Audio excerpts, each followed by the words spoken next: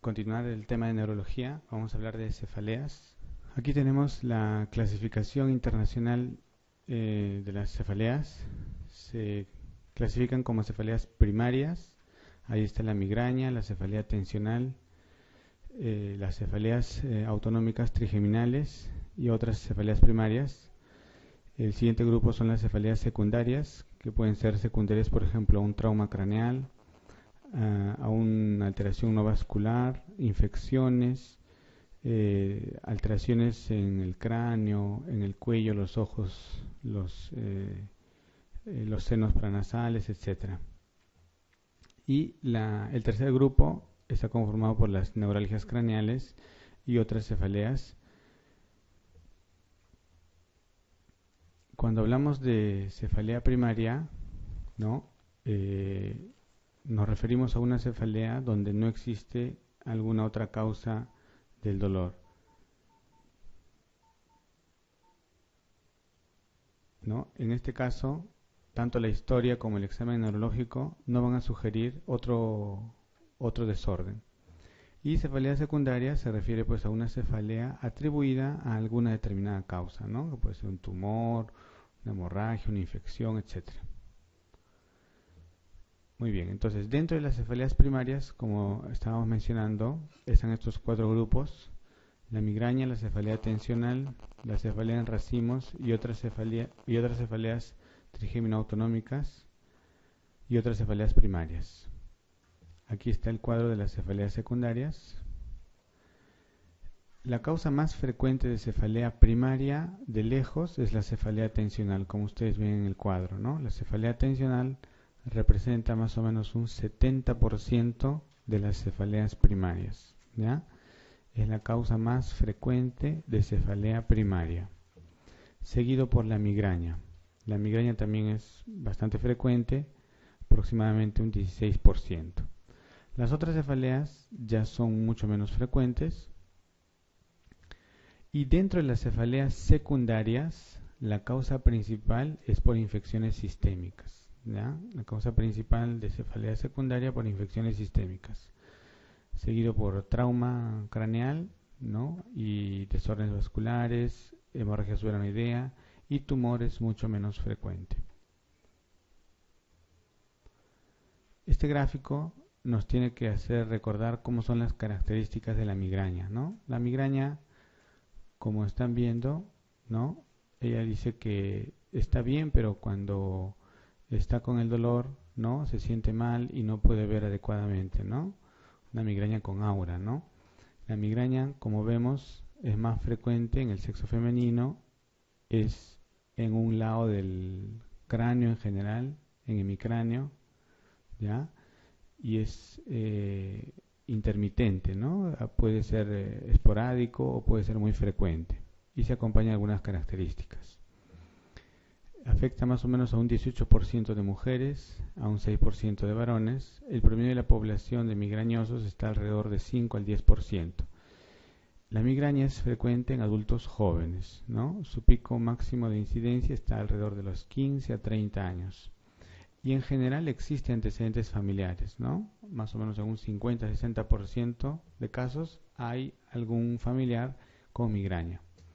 Y la migraña es episódica, ¿no? Y recurrente. Y tiene algunas características importantes, ¿no? Como la edad a la que se inicia. Sería raro que una migraña se inicie pues a los 60 o 70 años, ¿no es cierto? A esa edad no se presenta la migraña. Normalmente es alrededor de la adolescencia o en personas jóvenes. La frecuencia es variable, ¿no? Puede ser esporádico, puede ser una vez al año, cada 2 meses, cada 3 meses, o puede ser muy frecuente, ¿no? Como varias veces incluso a la semana. La duración de la crisis, que vamos a ver más adelante, también es característico de la migraña, ¿no? ¿Alguien recuerda cuánto dura una migraña? O el mínimo tiempo que debería durar para considerar migraña, sin tratamiento, claro, ¿no? Sin analgésicos. Son más o menos 4 horas, ¿no? 4 horas es lo mínimo, pero sin tratamiento, obviamente, ¿no? La localización, en general se dice que es la mitad, ¿no? Pero puede ser también global. La intensidad de la migraña normalmente es de moderado a severo, ¿no? No es un dolor leve. Y existen algunos síntomas asociados. Esta es la clasificación de la migraña. La migraña se clasifica como migraña sin aura y migraña con aura, ¿no? La más frecuente es la migraña sin aura, que es más o menos un 80%, mientras que la migraña con aura, o clásica también, es un 20%. La migraña con aura tiene a su vez una subdivisión, ¿no? Puede ser con aura típica, con cefalea migrañosa, aura típica con cefalea no migrañosa. Puede haber aura de migraña sin cefalea, ¿ya? O sea, una migraña caracterizada solo por auras, sin cefalea, puede haber eso. También hay formas hemiplégicas, ¿no? Migraña hemiplégica que puede ser familiar o esporádica. Y la migraña tipo basilar. Ahora, en los niños también hay migraña, pero en ellos generalmente se habla de síndromes periódicos de la infancia que son comúnmente precursores de migraña. ¿Cuáles son? Vómitos cíclicos, ¿no? Migraña abdominal, es decir, caracterizado por dolor abdominal, vértigo paroxístico benigno de la niñez, ¿no? Entonces, estos cuadros en los niños pueden ser precursores de migraña más adelante, ¿no? También puede haber migraña retiniana, migraña complicada cuando ocurre un estatus migrañoso, infarto migrañoso o crisis epilépticas inducidas por migraña. Y cuando no cumple criterios podríamos hablar de una migraña probable. Ya más o menos esta es la clasificación de las migrañas. ¿Qué cosa es el aura? El aura son fenómenos neurológicos focales que preceden o acompañan a la crisis de migraña, o sea, la cefalea. Característicamente el aura se desarrolla poco a poco, más o menos en unos 5 minutos, no es que se desarrolla bruscamente. Eso sirve para diferenciar, por ejemplo, de una isquemia transitoria o un ataque cerebrovascular, ¿no? La duración del aura en general es menos de una hora, ¿ya? Así debe ser un aura. Ahora, pero pueden sucederse varias auras, digamos, continuas, ¿no? Pero cada aura debe durar menos de una hora. Y el aura puede ser visual, puede ser sensitiva, puede ser afásica y rara vez es motora. Ahora, normalmente la cefalea se inicia dentro de los 60 minutos de terminar el aura, ¿ya? Cuando el aura precede, pero puede ser junto con la cefalea. Y si alguno de ustedes tiene migraña con aura, habrá podido ver algo parecido, ¿no? Más o menos lo que ve un migrañoso es así, ¿no? Ve como como unos destellos, ¿no? Que no le dejan ver bien. ¿Cómo es el cuadro clínico de la migraña? ¿No? Como decíamos, el dolor en general es en la mitad, pero puede ser toda la cabeza. En general es tipo latido, pero también algunos describen tipo punzada, ¿no? Depende cómo lo interprete el paciente. En general se acompaña de náuseas y vómitos. La intensidad es moderada a severa, o sea, la migraña no es un dolor leve, ¿no? Es un dolor bastante intenso que normalmente impide la actividad del paciente, ¿no? O sea, el paciente dice que ya con el dolor ya no puede trabajar, no puede estudiar, etcétera, ¿no? Altera su ritmo de vida. Empeora con el ejercicio, valsalva o cambios posturales. Si un paciente con migraña se pone a hacer algún ejercicio o sube escaleras muy rápido, ¿no? Va a empeorar su dolor, ¿no? Eso es algo característico. Se acompaña de sonofobia o fotofobia. Y también puede haber síntomas de disfunción vegetativa, ¿no? Especialmente náuseas y vómitos, pero algunos también pueden tener diarrea. Y aquí está lo que les mencionaba, ¿no? ¿Cuánto dura la migraña? Dura de 4 a 72 horas. Se supone que sin tratamiento, ¿no? O sea, imagínense, ¿no? Una migraña que dure 2-3 días, pues fatal, ¿no? Aquí tienen un gráfico para que puedan recordar mejor, ¿no? Ahí está la señora con su dolor de cabeza, se queja probablemente que le duele un lado, cierra los ojos porque le molesta la luz, el ruido, ¿no? Estamos viendo que ya la está incapacitando, ¿no? Ya no quiere hacer nada, puede dar vértigos, puede haber afasia transitoria, fotofobia, alteraciones en el habla, adormecimientos, vómitos, ¿no? Y aquí tenemos los escotomas, ¿no? Vemos acá un escotoma inicial, ¿no? Y cómo se va incrementando, ¿no? Y altera pues el campo visual, ¿no? Y la persona puede quejarse que no ve bien, ¿ya? O puede ver ya con algunas alteraciones, ¿no?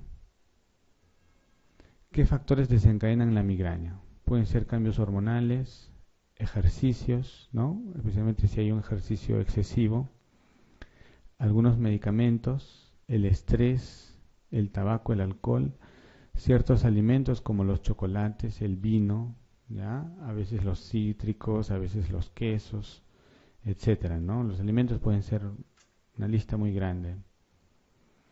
¿Cuáles son los criterios para diagnosticar una migraña sin aura? ¿No? Por lo menos estos son criterios de investigación, ¿no? Para que se puedan comparar trabajos, estudios, etcétera.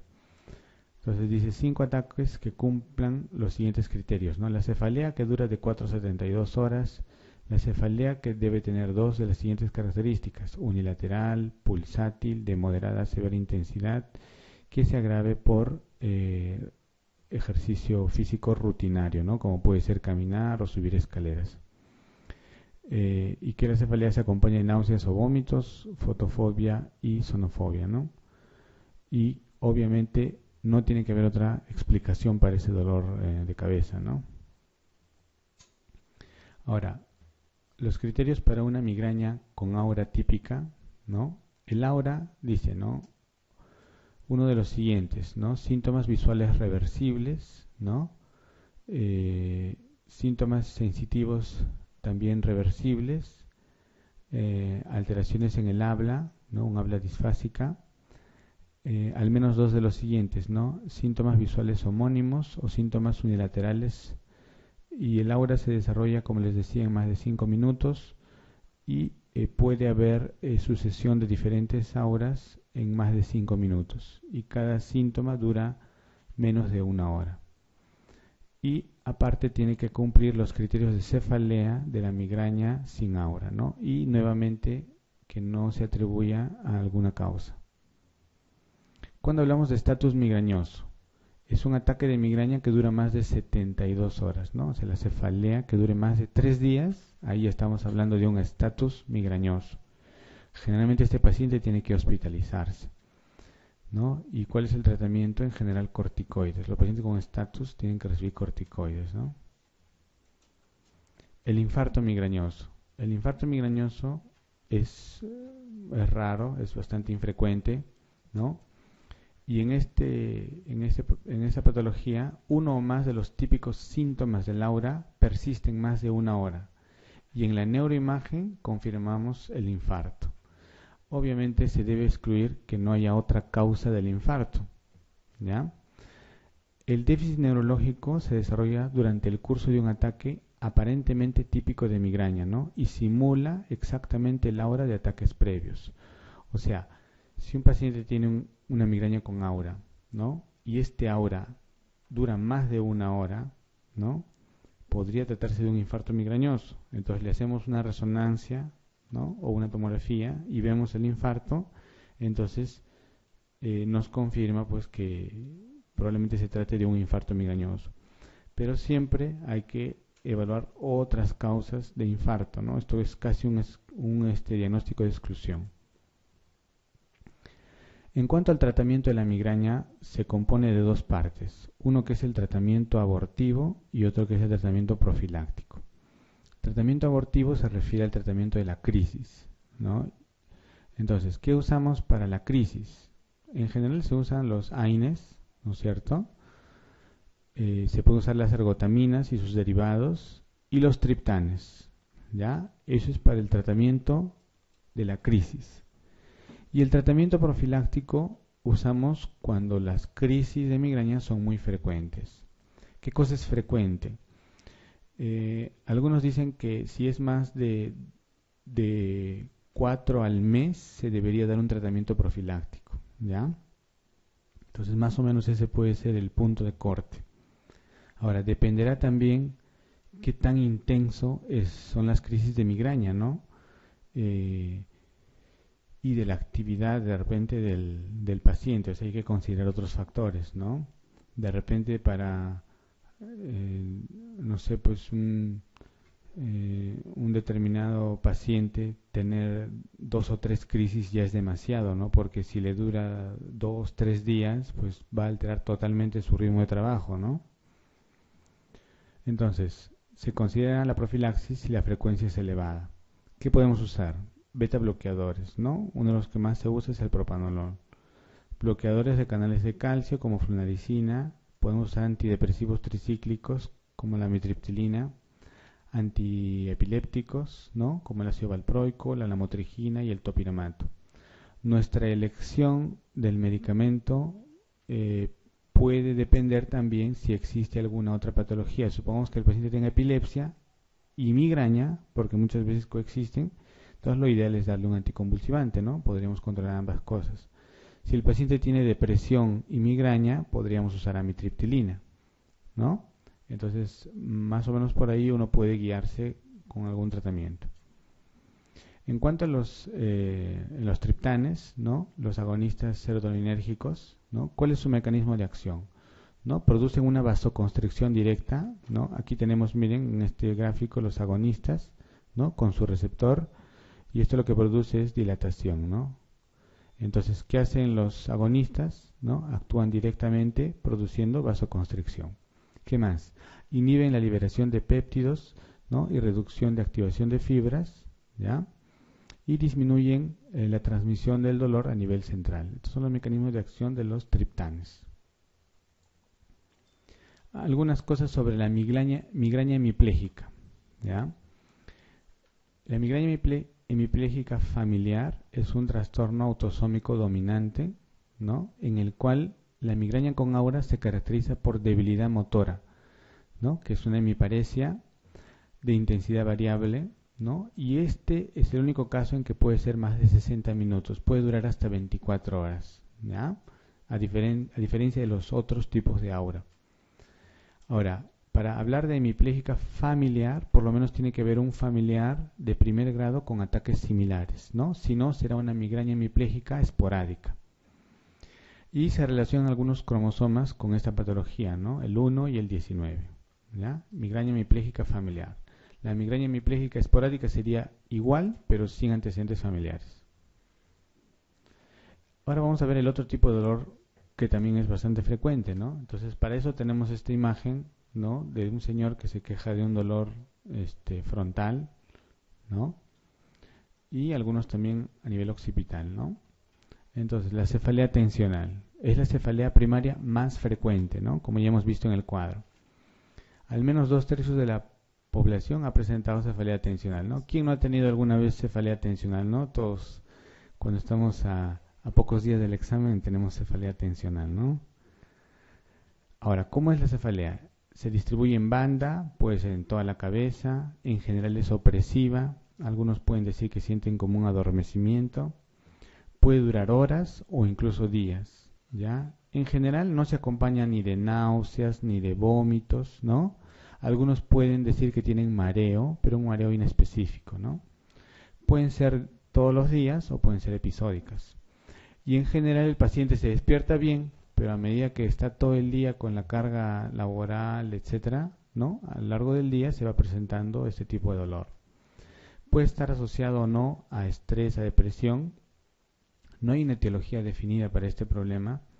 Y el tratamiento se basa en antiinflamatorios, relajantes musculares, a veces algunos antidepresivos, ¿ya? Ahí está, ¿no? La señora que se queja de dolor en la nuca, ¿no? En la frente, no puede dormir bien, ¿no? Si se toca el cuero cabelludo, le duele, ¿no? En el trabajo, su jefe le hace la vida imposible, le duele la cabeza. En la casa, no recibe mucha colaboración, le duele la cabeza, ¿no es cierto? ¿Ya? Entonces, ese es las características, ¿no? Y la cefalea tensional puede ser episódica, puede ser crónica. Dentro de las episódicas puede ser infrecuente o puede ser frecuente. Y cuando no cumplen todos los criterios, podemos hablar de probable cefalea tensional. Entonces, aquí tenemos los criterios diagnósticos de la cefalea tensional episódica, ¿ya? Dentro de las episódicas hemos dicho que puede ser infrecuente o frecuente.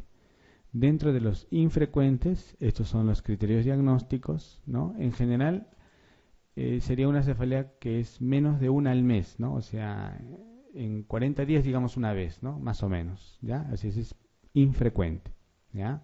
Episódica infrecuente. La cefalea que dura de 30 minutos hasta 7 días, ¿no? Como hemos dicho, es bilateral, como que presiona, oprime, pero no es pulsátil, a diferencia de la migraña. El dolor en general es leve a moderado, ¿no? O sea, es un dolor que a la persona no la incapacita, podría continuar sus actividades, ¿no? A diferencia de la migraña que no puede continuar, ¿no? Si alguno de nosotros en este momento tuviera migraña, tendría que retirarse porque no aguantaría estar en el salón, ¿no? Diferente a una cefalea tensional que, bueno, hacemos un esfuerzo y todos continuamos, ¿no? No se agrava por el esfuerzo físico rutinario, no hay náuseas o vómitos, ¿no? Podría haber quizás un poco de fotofobia o sonofobia, ¿ya? Y los ataques frecuentes es, por lo menos más de uno al mes, ¿ya? Y menos, pero menos de 15 días al mes. Eso es episódica frecuente, ¿ya? Y el resto de características es similar. Y la cefalea tensional crónica, ¿no? Las cefaleas, ¿no? Por lo menos son más de 15 veces al mes, ¿no? O sea, imagínense, estamos hablando de más frecuente que interdiario, ¿no es cierto? Igual, más o menos tiene las mismas características, ¿ya? Opresiva, ¿no? Lo mismo que hemos mencionado, ¿ya? Y no atribuida a otro desorden, pues, ¿no? Hay que ver que no sea por otra causa. Muy bien. Entonces, hemos visto parte de estas cefaleas primarias, ¿no? Migraña y tensional, y ahora vamos a ver este tercer grupo que son las cefaleas trigeminales. ¿Ya? La cefalea en racimos y otras cefaleas trigeminales autonómicas, ¿no? Dentro de este grupo de cefaleas primarias existen tres principalmente. Uno que es la cefalea en racimos, llamada también en cúmulos o de Horton. El otro que es la hemicrania paroxística y el otro que es el SUN, ¿no? Que son las abreviaturas del inglés, ¿no? Que son ataques unilaterales de corta duración neuralgiformes con inyección conjuntival y lagrimeo, ¿ya? Entonces, este es el grupo de las cefaleas trigeminales. A su vez, estas cefaleas en racimos o hemicrania paroxística pueden ser episódicas o pueden ser crónicas, ¿ya? De acuerdo a la frecuencia con que se presenten. Vamos a ver la cefalea racemosa. La cefalea racemosa, ¿no? Pertenece a este grupo de cefaleas trigémino-autonómicas. Es muchísimo más frecuente en varones, 6 a 8 veces más frecuente en varones. Se inicia alrededor de los 20 a 35 años, ¿ya? Personas jóvenes. Los ataques normalmente ocurren en la noche, ¿ya? Son crisis muy intensas, se agrupan en periodos de semana. Durante el periodo de cefalea, ¿no? La cefalea ocurre 1 a 3 veces al día, ¿ya? Y es en racimos porque ocurre así por periodos, ¿no? Entre 1 a 3 meses de duración. Luego pasa y vuelve en algún tiempo otra vez, ¿no? Durante 1 a 3 meses, ¿ya? Así en periodos intermitentes. Y en cada periodo, como les digo, la cefalea ocurre 1 a 3 veces al día, ¿ya? ¿Me entendieron? Y este dolor puede ser episódico o puede ser crónico también, ¿no? Más o menos similar a la cefalea tensional, ¿ya? Obviamente, en esta patología el examen neurológico es normal, como en todas las cefaleas primarias, ¿no? Por eso son cefaleas primarias. Siempre el examen neurológico es normal en las cefaleas primarias. Entonces, aquí tenemos un caso típico, ¿no? De cefalea en racimos, ¿no? Vemos una cefalea unilateral, ¿no? El señor se está agarrando este lado de la cabeza, siente la arteria temporal dilatada, ¿no? Pulsátil, hay un dolor ocular, ¿ya? Bastante intenso, se acompaña de síntomas autonómicos, como ustedes están viendo, ¿no? El ojo está rojo, hay lagrimeo, rinorrea, ¿no es cierto? Incluso hay un cierto eritema también, y como vemos acá, en el día el paciente está bien, pero en la noche es donde se presentan las crisis. ¿ya? Entonces, espero que no se olviden de ese gráfico para que se acuerden, ¿no? Es más fácil recordar una imagen que todo el texto, ¿no? Entonces, así es la cefalea en racimos, ¿ya? Cefalea unilateral acompañada de signos autonómicos. Entonces, ¿cómo son los criterios diagnósticos, ¿no? Al menos 5 ataques, ¿no?, de cefalea unilateral, según un lado. Puede ser retroocular, supraorbitaria o temporal, es de gran intensidad, se siente como algo punzante, como un picahielos, dicen. Dura más o menos entre 15 a 180 minutos sin tratamiento y se acompaña de al menos uno de los siguientes: inyección conjuntival o lagrimeo, como han visto, congestión nasal, ¿no?, en el mismo lado, o rinorrea, puede haber sudoración, puede haber miosis o tosis en el mismo lado, y obviamente el paciente está en un estado de ansiedad, agitación por el dolor, ¿no? Los ataques pueden ser más o menos cada 48 horas o hasta 8 veces al día, ¿no? O sea, es un poco variable. Y obviamente no hay ninguna otra causa, ¿no? Todo es normal, ¿ya? ¿Cuál es el tratamiento? ¿No? El tratamiento puede ser más o menos como en la migraña, un tratamiento abortivo y un tratamiento profiláctico. ¿Qué usamos para el tratamiento abortivo? Podemos usar los triptanes, que podemos usarlo vía subcutánea o intranasal, ¿ya? Y lo que es más fácil de usar es el oxígeno, ¿no? Este tipo de cefalea responde muy bien al oxígeno, ¿no? Entonces se le pone con una máscara a 8 a 10 litros, a veces hasta 12 litros por minuto, ¿no?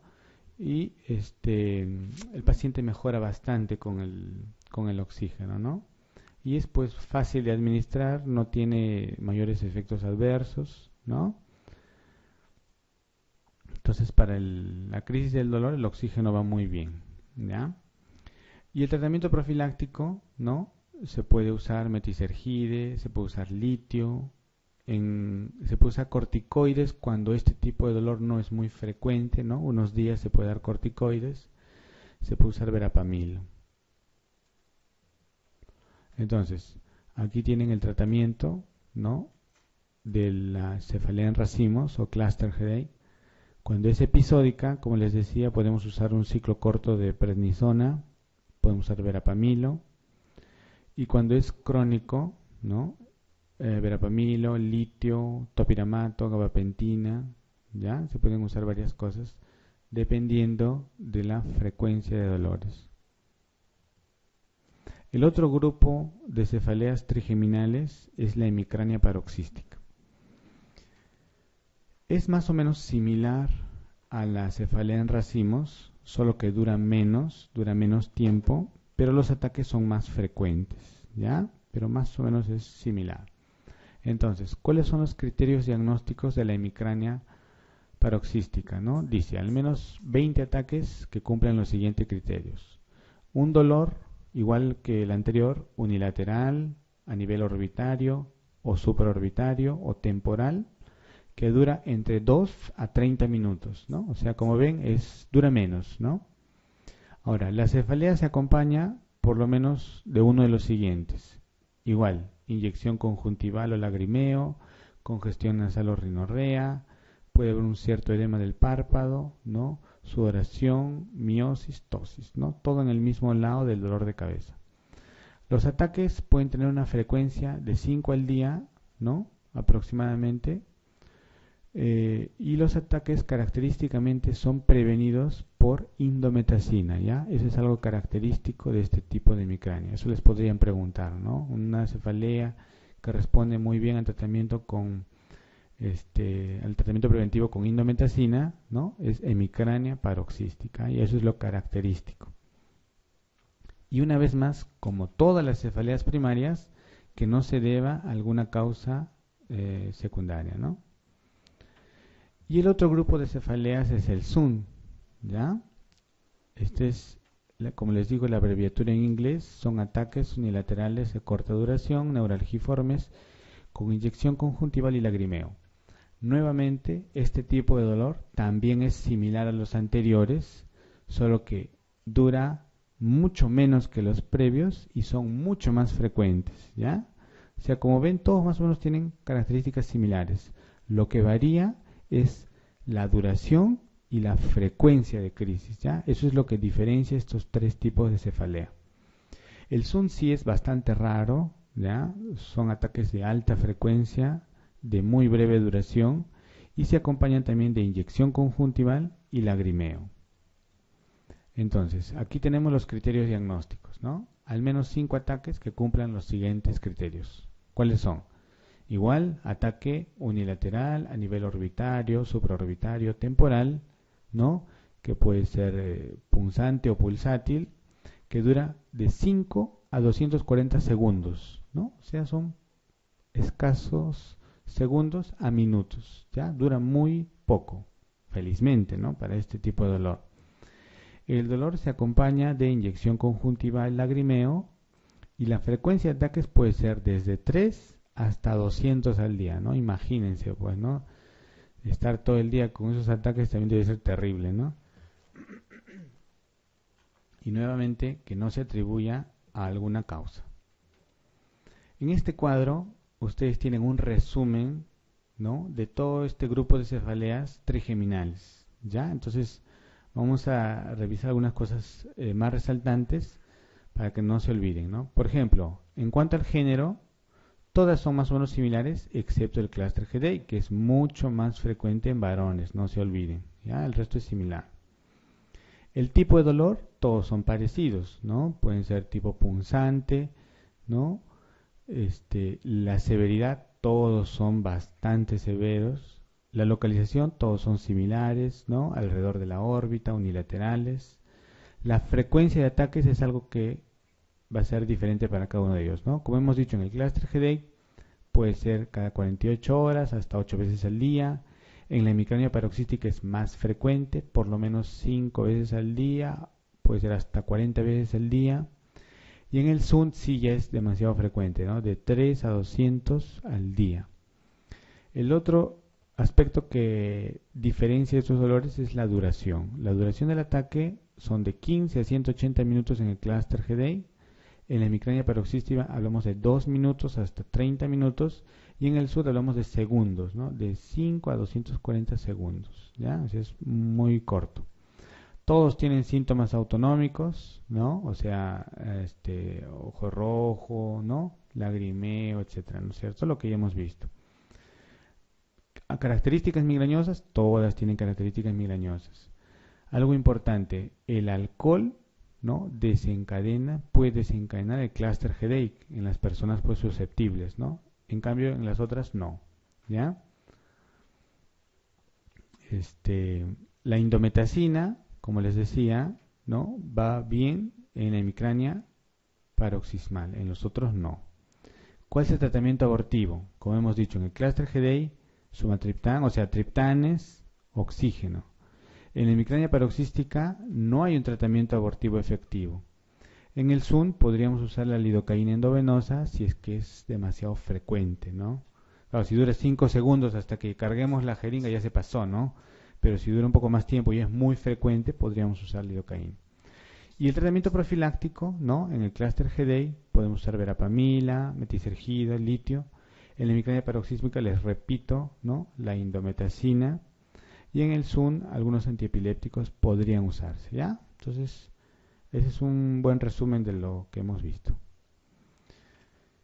No se olviden, ¿no? Que siempre que evaluamos un paciente con cefalea, ¿no? Tenemos que buscar que no sea una cefalea secundaria, ¿no?